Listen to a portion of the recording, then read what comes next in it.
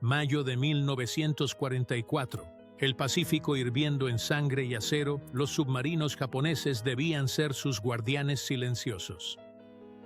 Pero lo que inició con un mensaje interceptado de un barco japonés llevando solo arroz, provocaría la caza submarina más letal de la historia naval.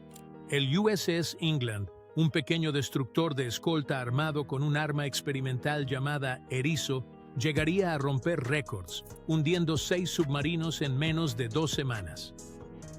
No fue una victoria, sino una revolución en la guerra antisubmarina que alteró el balance de la Guerra del Pacífico para siempre.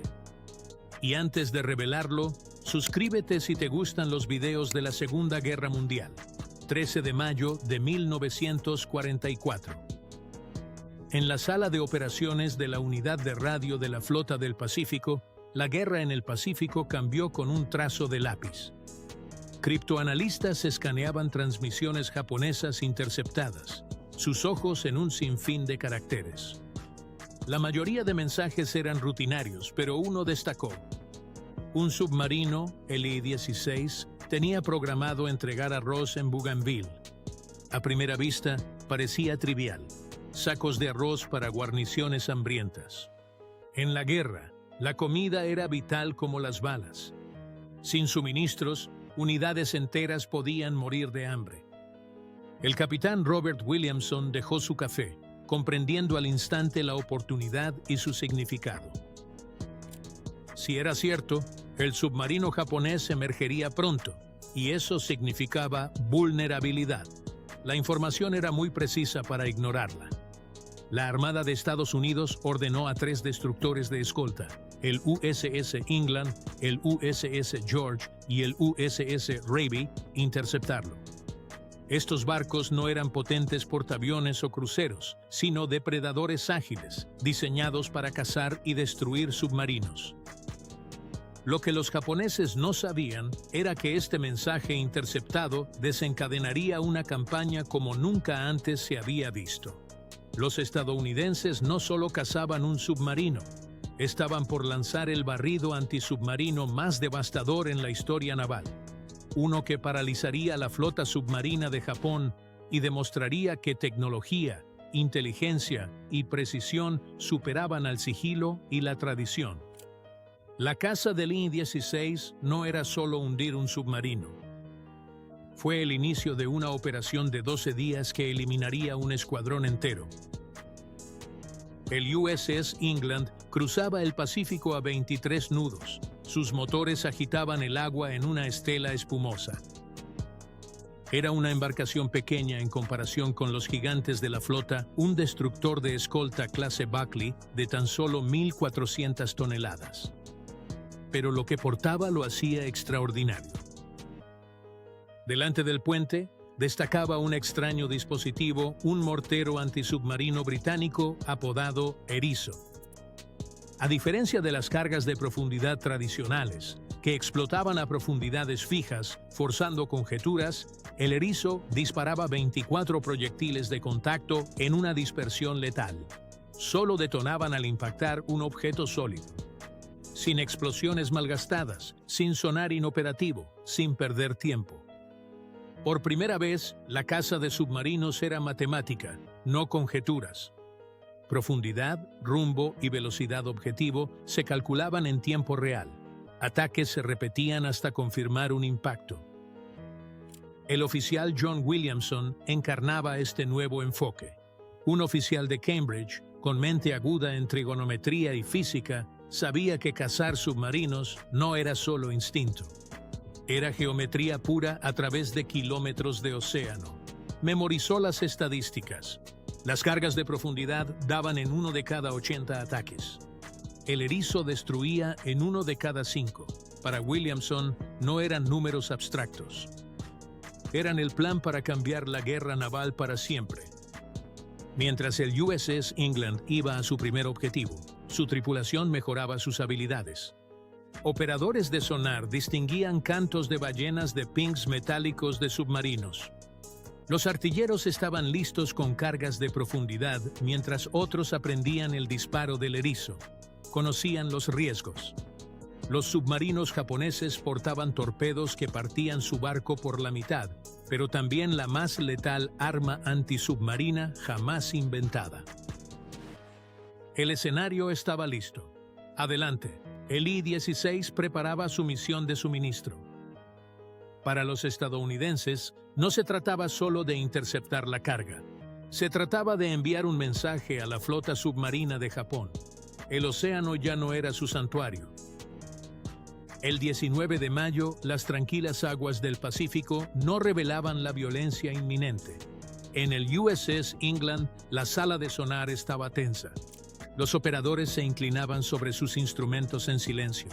A la 1:35, el sonarista David Chun se congeló. Por sus auriculares llegó el eco metálico de un submarino. Distancia 1829 metros. Rumbo 0,90 grados. Contacto positivo, informó. La caza había comenzado. El capitán de corbeta Teiuchi Yoshitaka del Mi-16 en las profundidades ya había oído los pings de sonar americanos. Conocía el sonido cual latido mortal acercándose. Inmersión. Inmersión de emergencia. Ladró y el aire siseó al llenarse los tanques de lastre. El submarino descendió bruscamente a las frías profundidades. Yoshitaka había sobrevivido a 9 patrullas de guerra. Sabía los trucos: usar capas térmicas que dispersaban el sonar, cambiar el rumbo, navegar en silencio para confundir a los perseguidores. Funcionó un tiempo. A la 1:41 de la tarde, el England lanzó su primera salva de erizo. 24 proyectiles cayeron al mar y se hundieron sin hacer ruido. Fallaron. La segunda salva siguió a la 1:58 de la tarde. Esta vez, una explosión resonó débilmente en el agua. Un impacto, mas no mortal. El I-16, dañado, tembló. Yoshitaka lo hizo descender. El submarino se sumergió más de 90 metros, forzando su casco mientras la tripulación parchaba fugas. Pero Williamson era implacable. A las 14:33, tras una hora de mortal gato y ratón, disparó de nuevo. Esta vez, el erizo rodeó perfectamente al submarino. 4, quizás 6 proyectiles dieron en el blanco. Las explosiones destrozaron el casco. En la sala de torpedos de proa del I-16, el agua irrumpió a torrentes. Las luces fallaron. La proa se precipitó al abismo. En el puente del England, la onda expansiva retumbó bajo sus pies. Poco después, petróleo y escombros salieron a flote. Tablas de madera, salvavidas, los últimos rastros de 94 marineros japoneses. El Pacífico se tragó al resto. Para la tripulación del England fue más que una victoria. Era prueba de que el erizo funcionaba como prometido. La primera sangre se derramó y entendieron que ya no eran solo escoltas, eran depredadores. La noticia de la destrucción del I-16 apenas llegó a Pearl Harbor cuando surgió otra oportunidad. El 20 de mayo, criptoanalistas interceptaron otra transmisión japonesa. Reveló la existencia del 7º Escuadrón Submarino. 7 naves patrullaban desde Truk hasta las islas del Almirantazgo. Su misión, detectar la flota estadounidense hacia Marianas y Palaos. En Tokio, el almirante Toyota creía que esta línea protegería las vulnerables rutas de Japón, pero las expuso. El comandante Haynes de la División 39 ya tenía órdenes: barrer de oeste a este y destruir todo a su paso. El 22 de mayo a las 3:50, el radar del USS George detectó un contacto superficial. El R-106 navegaba en la superficie recargando baterías, una necesidad fatal. El submarino hizo inversión de emergencia en 40 segundos, pero su posición ya era conocida. La caza comenzó. A las 4:15, el George lanzó una salva erizo, pero erró. El submarino giraba bajo el mar. Los operadores de hidrófono cronometraban los pings de sonar para predecir los ataques. Pero a las 4:25, el England reingresó. Williamson observaba, aprendiendo los patrones de evasión. Recalculó velocidad, rumbo y ángulo de inmersión con precisión escalofriante. A las 5:01, el erizo del England cayó al agua. Segundos después, 3, quizás más detonaciones retumbaron bajo las olas. Una inmensa columna de agua surgió cuando el casco del Ro 106 se reventó con violencia. 59 hombres se fueron a pique con él, 2 submarinos en solo 4 días. La línea de patrulla japonesa, una barrera impenetrable, se estaba desmoronando. Para el almirante Toyota no fue un revés, fue una pesadilla. Si los estadounidenses seguían así, el 7º escuadrón de submarinos desaparecería. Pero para la tripulación del England se sentía como el destino. Ya no perseguían sombras. Desmantelaban la flota submarina japonesa, submarino por submarino. Los dominós habían empezado a caer y el England apenas empezaba. Para el 23 de mayo, el 7º escuadrón de submarinos se desintegraba. Pocos en Tokio lo notaban. Esa mañana, los radares del USS Rabai detectaron otro contacto en la superficie. Un submarino solitario a gran velocidad a 400 kilómetros al noroeste de Nueva Irlanda. Era el Ro 104. Como los otros, había emergido para cargar baterías, su comandante arriesgando que la velocidad nocturna lo mantendría a salvo. En su lugar, lo condenó a muerte. El submarino se sumergió a los 45 segundos, pero bastó. El control de tiro americano sabía el punto exacto de inmersión. A las 6:17, Rabai disparó el primer erizo. La tripulación japonesa ejecutó cambios bruscos de rumbo y profundidad con todas sus tácticas. Estallidos de aire comprimido para simular sonar falso, inmersiones y ascensos rápidos que confunden. Incluso impulsos de sonido para enmascarar el eco de su casco. Durante casi 2 horas, la batalla se libró bajo las olas.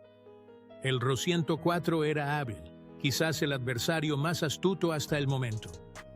A las 7:17, el USS George se unió al ataque, lanzando erizos sin cesar. Aún nada. El comandante japonés gastaba su valiosa batería, pero también forzaba a los americanos a malgastar munición y tiempo. A las 8:19, el oficial Williamson se adelantó. Él había estudiado cada maniobra evasiva japonesa de la semana anterior. Sabía que el R o 104 no podría seguir moviéndose a toda máquina para siempre. Las baterías se agotarían. Williamson calculó dónde estaría el submarino al reducir velocidad para conservar energía. Su cálculo fue frío, preciso, matemático. A las 8:34, el England disparó. 24 erizos se arquearon y desaparecieron bajo el mar. Segundos después, el océano convulsionó. 10, quizá una docena de impactos directos destrozaron el casco del Ro 104. El submarino se desintegró por la presión. 3 minutos después, otra explosión resonó al romperse los tanques de aire. Restos y manchas de aceite cubrieron el agua como sudario. 58 marineros japoneses murieron. En menos de una semana, el England y sus naves eliminaron 3 submarinos. Estadísticamente, tal racha era casi imposible. En 1942, las cargas de profundidad lograban un blanco cada 80 ataques. El erizo hizo que el éxito pareciera rutinario, pero los americanos sabían que no era suerte. Era la tecnología, la táctica y la disciplina convergiendo en algo devastador. Para los japoneses, el Pacífico se había vuelto más letal de lo imaginado. La noche del 24 de mayo, el mar reveló sus secretos otra vez. A la 1:20, el radar del USS George detectó otro submarino, el R 116, en superficie a 12 nudos. Su comandante optó por la velocidad en vez del sigilo, esperando superar el peligro. A la 1:50, el sonar lo fijó mientras el submarino se sumergía en pánico. El England tomó posición. Los métodos de Williamson estaban ya perfeccionados. Sabía el tiempo de inmersión de emergencia de un submarino japonés, su profundidad y velocidad de giro. A las 2:14, los erizos del England cayeron al agua. Segundos después, de 3 a 5, explotaron al unísono, impactando el casco de presión del RO 116. A diferencia de batallas previas, no hubo una erupción masiva, solo una secuencia de crujidos y desgarros metálicos, audibles incluso por sonar. La tripulación japonesa luchó desesperadamente por contener la inundación. Mamparos crujieron, bombas chirriaron, tanques de lastre se vaciaron sin éxito para retomar el control. Pero el mar era implacable y el Pacífico presionaba más fuerte cada segundo. Por 20 minutos agónicos, los operadores de sonar del England oyeron morir al submarino. Oyeron cómo los compartimentos colapsaban uno tras otro, los profundos lamentos metálicos de una nave aplastada por el mar. Luego, silencio. 56 hombres desaparecieron. Al amanecer, 4 submarinos habían sido destruidos en solo 6 días. Tripulaciones americanas, exhaustas pero electrizadas. El récord del England atraía la atención de toda la flota. Los informes llegaban a Pearl Harbor. El almirante Nimitz exigió los detalles. El almirante King en Washington declaró: siempre habrá un England en la Armada de Estados Unidos. Para los japoneses, el impacto fue profundo. Intercepciones de radio revelaron pánico en el 7º Escuadrón. Los comandantes susurraban sobre superarmas y una precisión imposible. La moral se desplomó. Los submarinistas se preguntaban si emerger era un suicidio, si las tácticas de evasión servían, si era posible sobrevivir. Los que fueron cazadores de la Armada Imperial ahora eran la presa. 4 submarinos hundidos, quedaban 3 en la línea. Los estadounidenses no habían terminado. Apenas estaban cogiendo impulso. El 26 de mayo, el grupo cazador asesino llevaba una semana en el mar. La munición escaseaba y las tripulaciones del England, George y Raby se mantenían a base de cafeína y adrenalina. El procedimiento naval dictaba ir a puerto por reabastecimiento, mas el comandante Hamilton Haynes no quería irse. Intercepciones de inteligencia sugerían que el RO-108 estaba cerca, intentando reagruparse con los 2 últimos submarinos. Haynes dio la orden. Un barrido más antes de retirarse. Esa noche, las pantallas de radar del England se activaron. A las 11:04 de la noche, el sonar fijó un contacto a poca profundidad a solo 1100 metros de la proa de estribor. Era el RO-108, sin saber que la muerte se acercaba. Williamson tenía minutos para calcular la geometría del ataque. Por los retornos de sonido, estimó el submarino a 37 metros, poca profundidad para maximizar la velocidad y ahorrar batería. A las 23:23, el England lanzó su erizo. 24 proyectiles con púas cayeron al mar y comenzaron su descenso mortal. Segundos pasaron en silencio sepulcral y entonces llegó la detonación. Varios golpes destrozaron el casco del RO-108 y el mar hirvió cuando una explosión masiva emergió de las profundidades. Testigos vieron un brillo fosforescente, la luz inquietante de baterías rotas parpadeando antes de desvanecerse en la oscuridad. En menos de 20 minutos, la lucha acabó. 54 marineros japoneses murieron. Su nave fue destruida tan rápido que no hubo tiempo de evadirse. Para los americanos, fue casi un anticlímax. Una eliminación tan rápida y precisa que sorprendió hasta a los veteranos. Ya se habían destruido 5 submarinos en 8 días. Nunca en la historia naval, un pequeño grupo de escoltas había logrado tal devastación. En Tokio, el almirante Toyota recibió los informes con creciente pavor. Su 7º escuadrón se desmoronaba. Los submarinos asignados para vigilar los puntos de estrangulamiento del Pacífico eran eliminados rápidamente. En su mente, la situación había pasado de ser un contratiempo táctico a una catástrofe total. Pero la prueba más grande aún estaba por llegar. El R-105, con un oficial veterano al mando y un comandante de división como pasajero, aguardaba. A diferencia de otros, no caería en silencio. 29 de mayo de 1944. La última esperanza del 7º Escuadrón emergió bajo un oscuro cielo del Pacífico. El R-105, al mando del teniente Junichi Inoue, llevaba a su tripulación de 55 hombres y también al capitán Ryunosuke Sato, uno de los oficiales de submarinos más experimentados de la Armada Imperial. Su misión ya no era patrullar, era sobrevivir. A las 21:30, el USS George detectó al RO-105 en el radar. El submarino realizó una inmersión de emergencia casi al instante, pero su ubicación ya se conocía. Lo que siguió fue un encuentro único.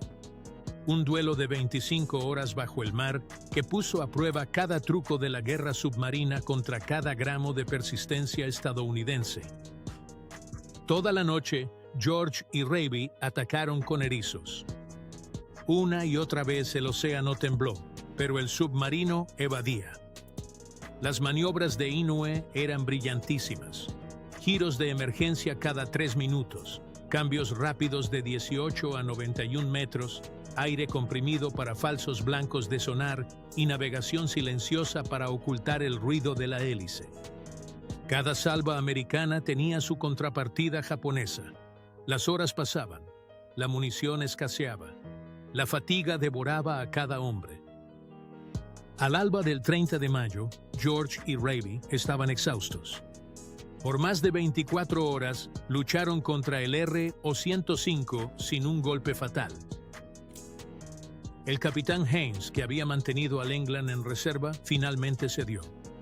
A las 7:36 ordenó: ¡Oh diablos! Adelante, England. Williamson había estado observando, calculando. Ya conocía los ritmos evasivos del R-105, los patrones ocultos dentro del caos. A las 7:36, el England lanzó erizos. Momentos después, de 6 a 10, detonaron en el casco. A las 7:41, una gran explosión sacudió las profundidades al reventar sistemas de aire y baterías. Petróleo, restos y fragmentos emergieron. El último submarino del 7º Escuadrón desapareció. El duelo terminó. Para los estadounidenses, la caza terminó en triunfo. Para los japoneses, fue aniquilación. 6 submarinos en 12 días, hazaña sin igual en historia naval. El USS England se había hecho legendario, no por azar, sino por precisión, innovación y férrea determinación. El 30 de mayo de 1944, al calmarse el Pacífico, el fondo marino ocultaba 6 submarinos japoneses destrozados, sus tripulaciones en silencio. En menos de 2 semanas, el USS England había eliminado un escuadrón, algo nunca antes logrado por otro barco. Las cifras eran contundentes: 400 marinos enemigos perdidos, 0 bajas. El legado trascendió las estadísticas. El brazo submarino japonés, frágil ya, nunca se recuperó. Sin reconocimiento, la visión de contraofensiva de la Armada Imperial colapsó. Para Estados Unidos, la caza probó que tecnología, entrenamiento e inteligencia reescribían las reglas del combate naval.